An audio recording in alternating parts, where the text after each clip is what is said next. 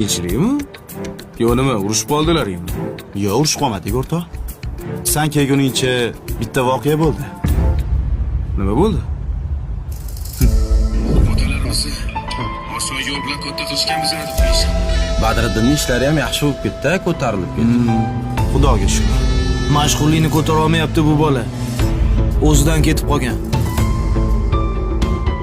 Obro'li bo'lgandan keyin yaqinlarni esdan chiqarib yuborish yaxshi emas-da. Unaqa orqasidan gapirma. Misol uchun men har kuni ko'rishyapman. Telefonlashib turibmiz.